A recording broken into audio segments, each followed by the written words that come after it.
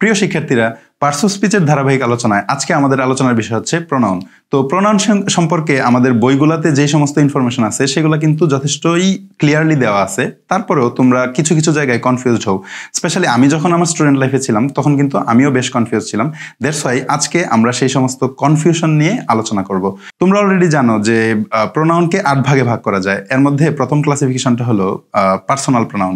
তাহলে এখানে খেয়াল করো, আমরা দুইটা সেন্টেন্স উল্লেখ করেছি, যেমন রহিম ইজ আ স্টুডেন্ট এবং হি গোস টু স্কুল রেগুলারলি। এইখানে এই দুইটা সেন্টেন্স পড়ার পরে কিন্তু কারোর কোনো কনফিউশন হবে না যে এটা একই ব্যক্তি সম্পর্কে বলা হচ্ছে এবং জাস্ট পরের সেন্টেন্সটা আগেরটার ফলো আপ সেন্টেন্স। কিন্তু খেয়াল করো, এখানে প্রথম সেন্টেন্সে আমরা সাবজেক্ট হিসেবে রহিমকে ইউজ করছি, ঠিক আছে, আর পরের সেন্টেন্সে সাবজেক্ট হিসেবে কিন্তু আমরা রহিমের রিপ্লেসমেন্ট হিসেবে অন্য আরেকটা শব্দ ইউজ করলাম, হি। এই হিটাই কিন্তু একটা প্রোনাউন। অর্থাৎ কি, তাইলে নাউনের পরিবর্তে রিপ্লেসমেন্ট হিসেবে আমরা যেই সকল শব্দগুলোকে ইউজ করি সেটাই কিন্তু প্রোনাউন। তাহলে আসো, পার্সোনাল প্রোনাউন বলতে আমরা কি বুঝি। দেখো, তোমরা আমার নাউন ক্লাস থেকে জানো যে প্রপার নাউন বলতে আমরা কোনগুলোকে বুঝি।